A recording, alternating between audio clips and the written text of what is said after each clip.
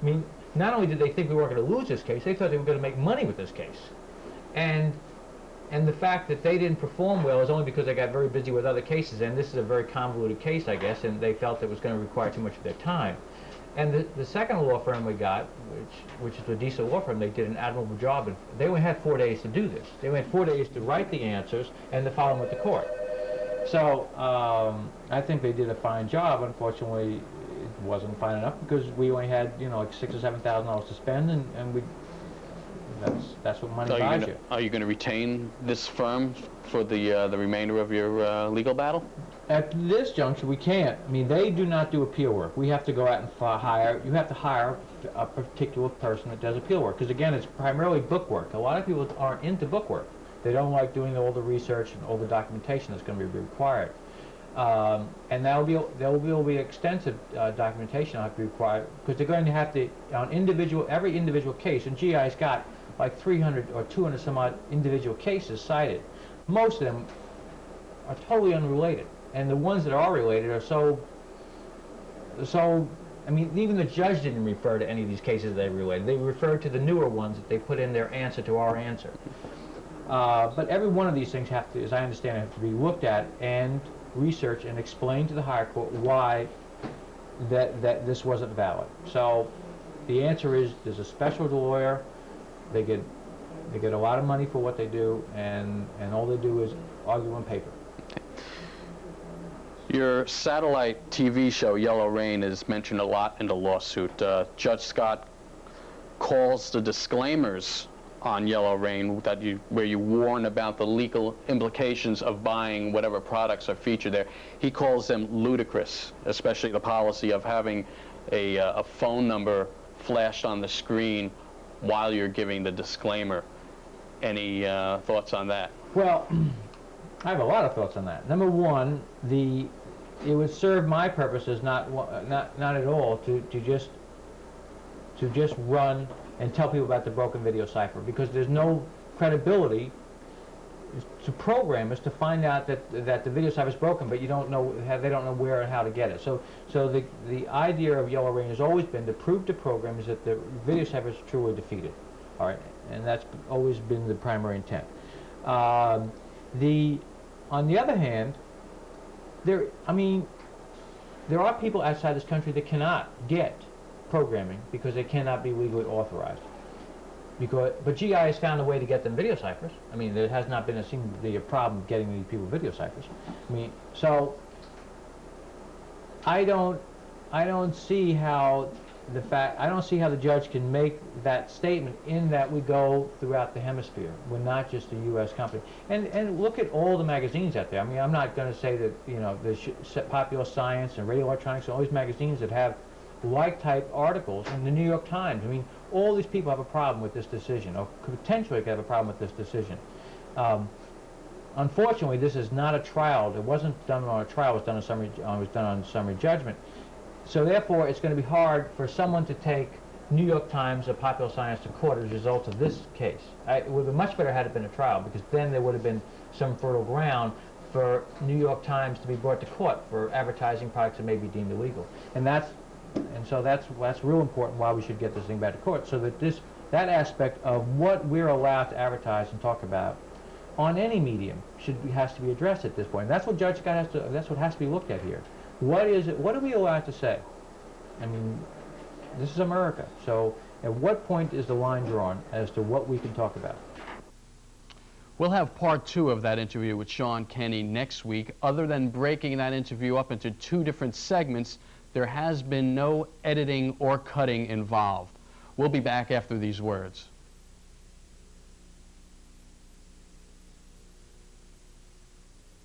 Attention satellite.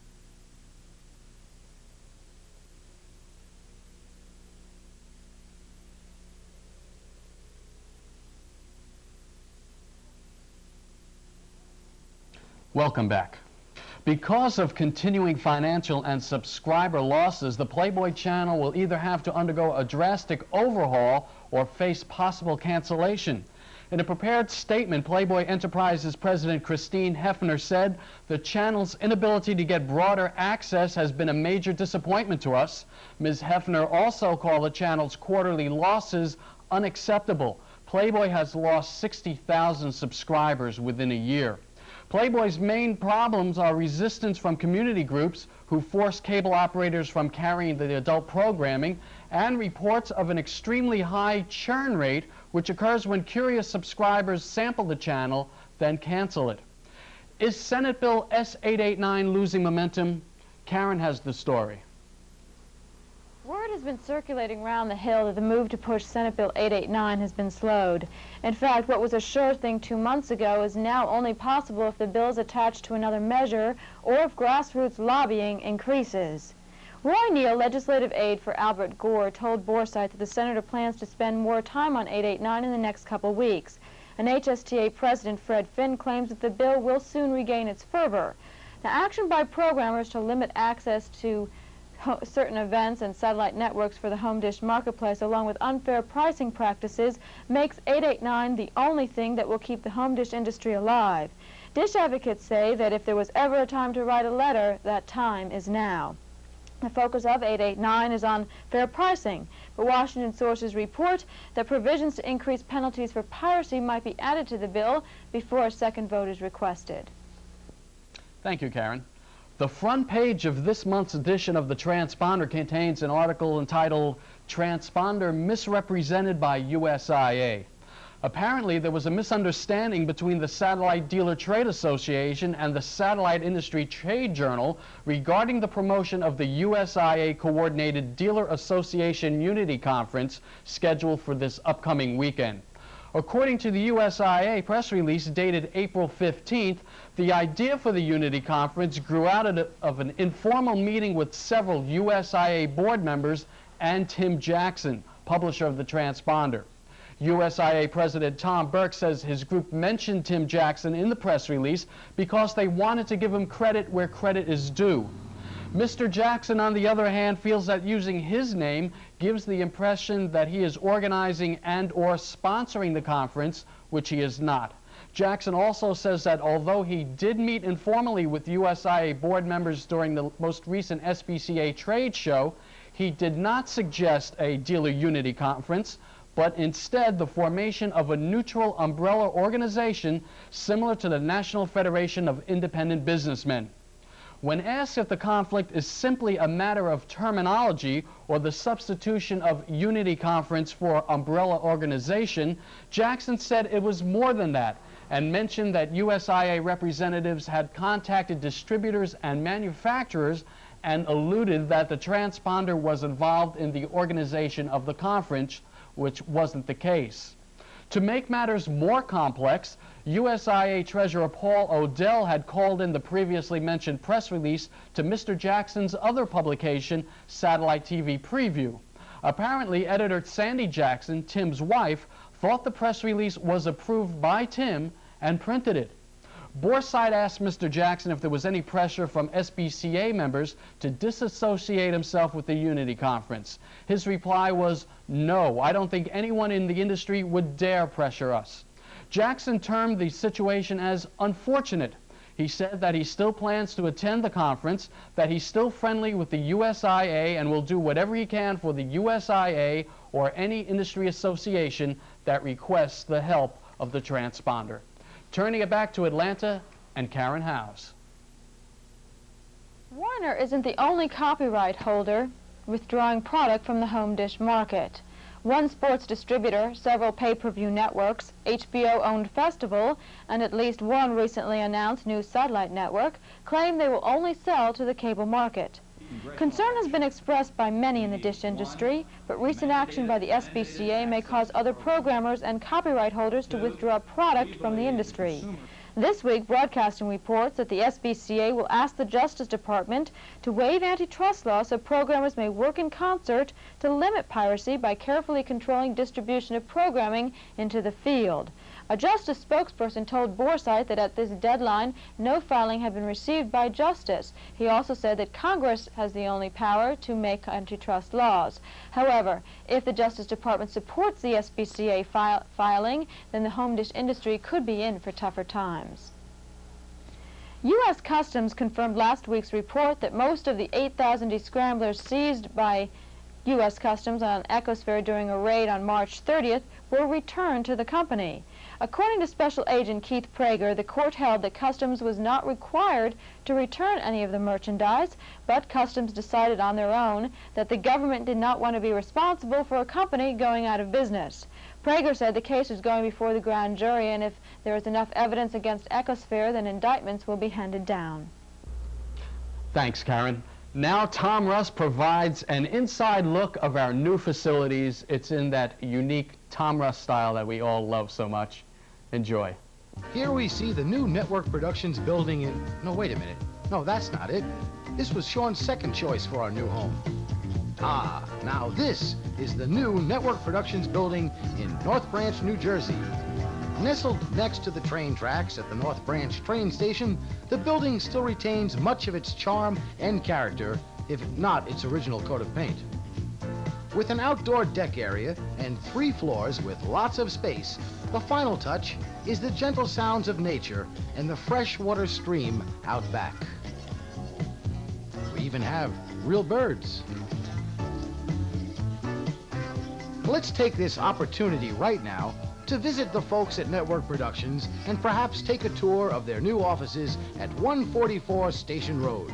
I hope they're in. Let's just kick this door open here. Ah, here we see the customer service representatives busy at work in the front office area. Notice the new rug and the walls too. Of course, one of the first decorations to go up was Sean's now famous duck painting, if not to add a homey feeling, at least to help keep up morale. The front door and the dungeon room. No, oh wait, hey look, it's Sean descending down a ladder where one day we'll have a landing and stairs. Let's follow him as he moves from room to room, orchestrating this organization.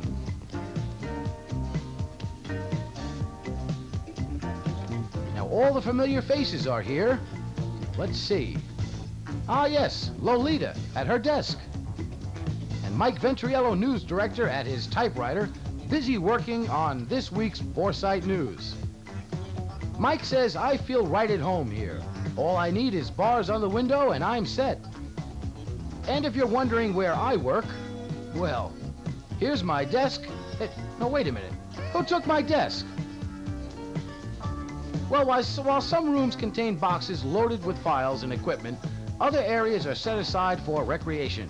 Here's our future pool hall, jacuzzi bath, and employee lounge area. And of course, some rooms also are just for Lolita's stuff. Now, all of us have been pitching in, moving things around, cleaning things up, painting and whatnot, but sometimes it just seems like the work will never end. But of course, one of the first things done was to set up the edit room. And here we see Ed, the editor, in his new workspace. Busy away there, Ed. You better bring your paint clothes next week, Ed. Lots of work to do. Well, the building needs a lot of work, but we all agree it's got potential. And we're glad Sean didn't buy that 5-story building with the sod lawn.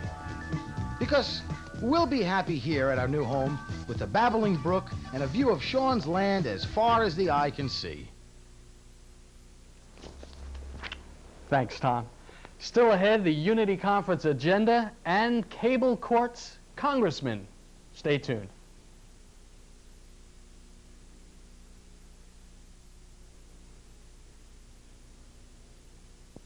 Are you tired of listening?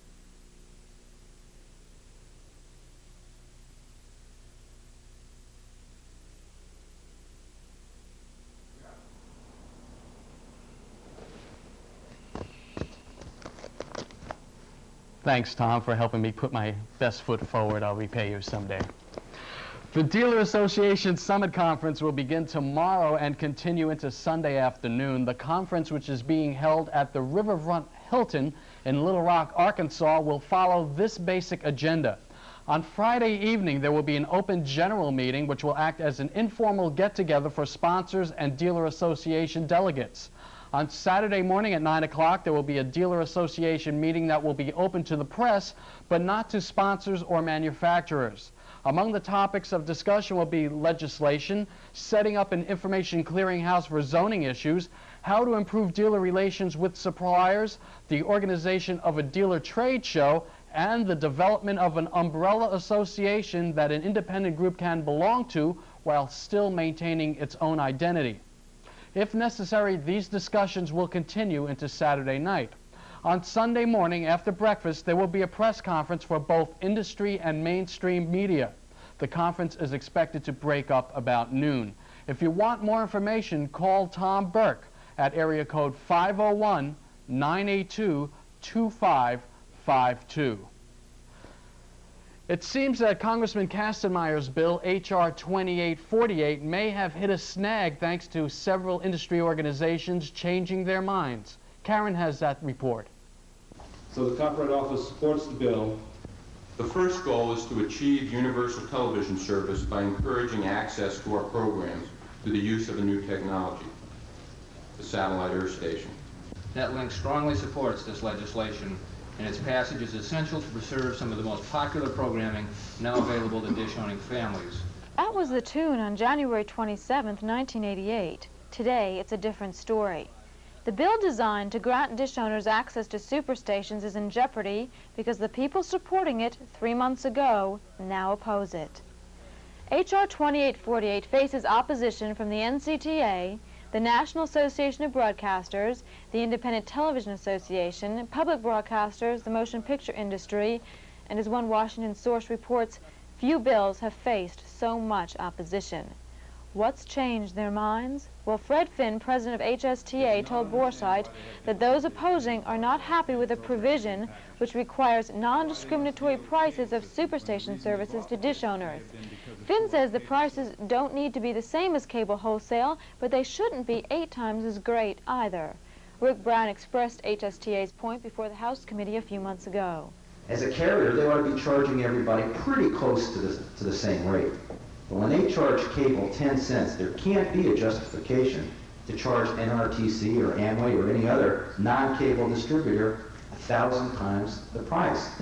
But now it's the pricing amendment that's causing many to pull their support.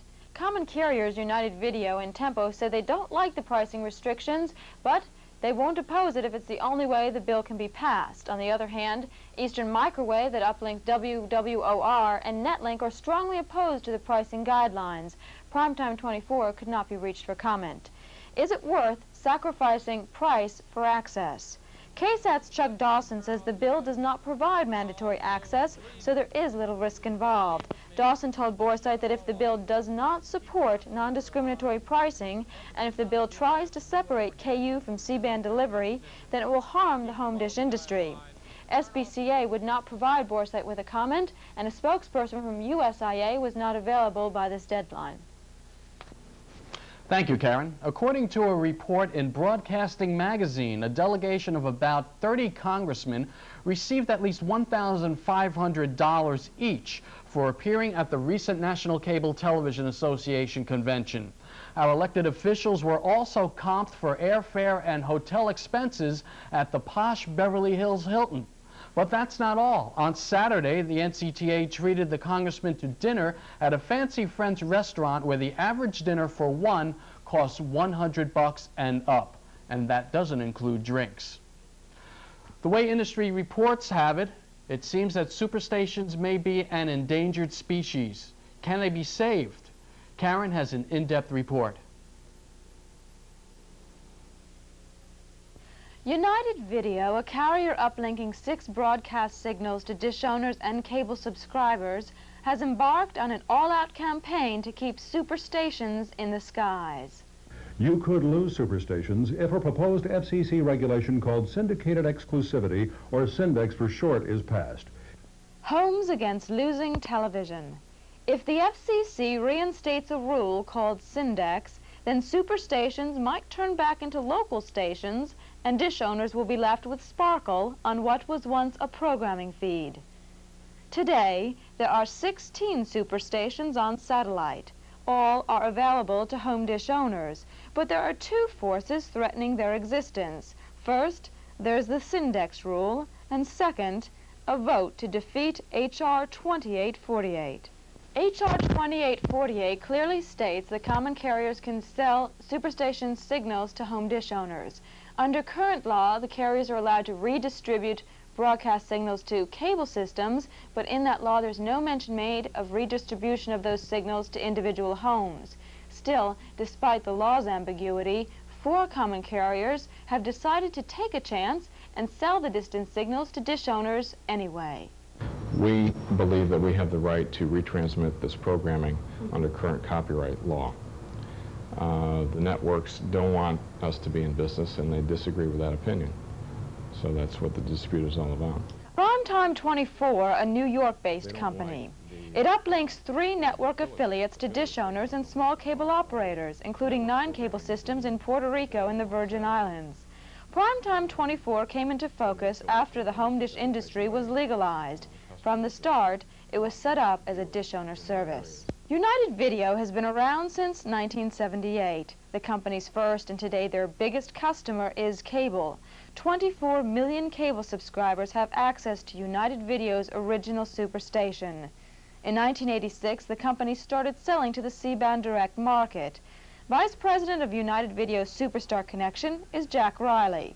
Riley says the dish owner is a good customer and TVRO is a good business. But I do not consider myself a foe that is here showing how brave I am. Rather, I consider myself a friend amongst friends. This year, Jack has taken on the distribution of 2 more stations, KTLA out of Los Angeles and Boston's WSBK. Eastern Microwave uplinks New York station WWOR. They've been doing it for 9 years for cable customers, but their move into the C-band direct business has been cautious. In fact, Eastern Microwave still does not sell WWOR directly to dish owners. Jack does it for them. Now, WTBS was the one who began the whole superstation era back in 1976. It was Ted Turner's vision and unique interpretation of the Copyright Act that launched a local broadcast network into the skies.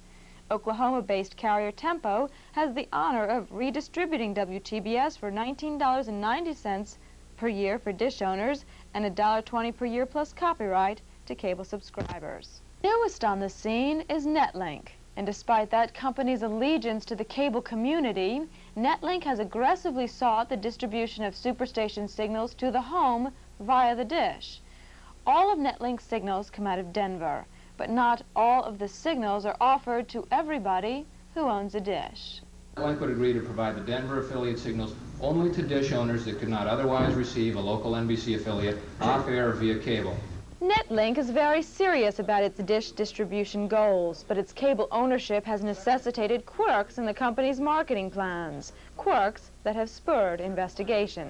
My understanding that Netlink offered a contract to the National Rural Telecommunications Cooperative in connection with programming packages that the cooperative was offering to home dish owners. Before the contract was completed, as I understand it, TCI bought a controlling interest in Netlink and the contract offer was withdrawn. I'm also interested in the inclusion of cable. You've included those served by cable. 2 years ago, there were only 5 broadcast signals carried via satellite. Today, 16. Now, what some claim may threaten their continued existence is an old FCC rule to protect syndicated exclusivity. The procedure mandated cable companies to black out certain programs imported on superstations if a local broadcaster had bought the exclusive rights to air that program. For cable companies, it was a nightmare. For broadcasters, it meant protection. And for syndicators, well, it allowed them to continue selling their high-priced exclusivity contracts. The rules were rescinded in 1980 because the FCC was on a deregulation rampage, but the old Syndex rules might be revived. If that happens, cable companies will be put in the position again to have to black out a Cheers show here and a Barney Miller there. Some say that cable would rather likely drop the superstation than mess around with complicated blackout restrictions. And those same some say that if superstations are not carried by cable, then it's likely they won't be around for dish owners either. Well, to fight the resurgence of Syndex, United Video has put together a grassroots campaign. Cable subscribers, what would television be without superstations? Without the sports, the movies, all the program choices superstations bring? Riley says it's been successful. Cable customers and dish owners discovering the halt coupons in their local papers have responded. Congressman Kastenmeier received several hundred requests to keep superstations alive, and Illinois Congressman Bob Michaels received nearly as many. But a defeat of 2848 would be even more disastrous for the dish owner, and presently, H.R. 2848 is in a tough situation. All of the big industries oppose the bill, including cable, motion picture, and broadcasting. Those for it? Well, just a few under-financed TVRO associations. What has many upset is a provision which says that prices charged dish owners cannot be discriminatory. The competitors would prefer discrimination, but some members of Congress don't see it that way. As far as Syndex goes, well, the FCC will decide that in the next couple of weeks. Now, just how it might affect the dish owner is not known. Will the dish owner have to black out programs coming in from distant signals if their own local broadcaster is carrying that same show? Well, it might not be technically possible. So what's the solution? Either drop the superstations or do away with syndicated exclusivity. The latter seems the most logical. But in this situation, the motion picture industry and broadcasters are a pretty strong lobbying force. We'll have more here on Boresight as the debates unfold and the votes become cast. I'm Karen Howes. Back to you, Mike. UTV, the health and fitness cable programmer, is no longer on satellite. The financially strapped service ceased its preview transmission just 4 weeks after its March 21st debut. With the exception of a pre-NCTA convention promise to carry the service by American Television Communications, UTV's 4-week preview resulted in little response from multi-systems operators. This lack of industry support, plus the backing out of a major investment, has caused UTV's financial problems, resulting in unmet payrolls and layoff of most of its production staff. Despite the company's financial woes, it's reported that UTV intends to launch another preview via satellite in June. It seems Hollywood and cable have kissed and make up. Karen has the details. There's a good reason why people tell you not to burn bridges. Yesterday's enemies are tomorrow's friends. What choice is to the cable monopoly, what sunlight is to the vampire.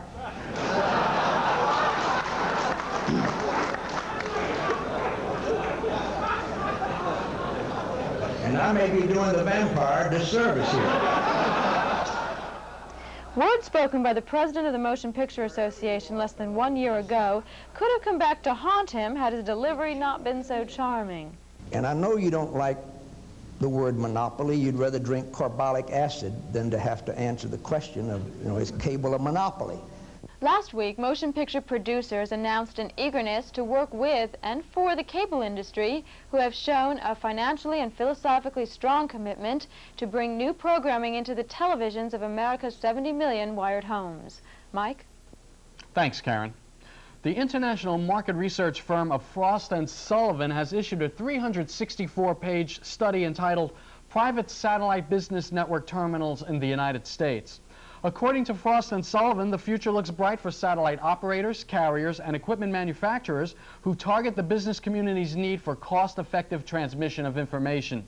According to the study, revenue from the satellite systems serving private business sectors are expected to rise from $567 million in 1987 to $1.5 billion by 1992. Frost & Sullivan also says that the most promising potential in the growth of the business market is in the newer types of private network services, such as business video broadcast, interactive data, data broadcast, and audio broadcast.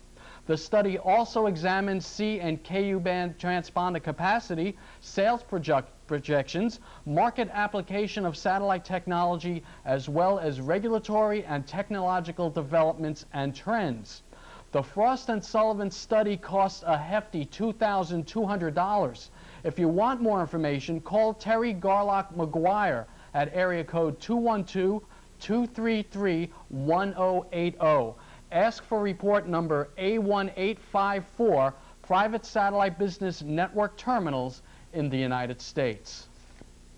That's it for this week's edition of Boresight News. We'll see you next week. Good night.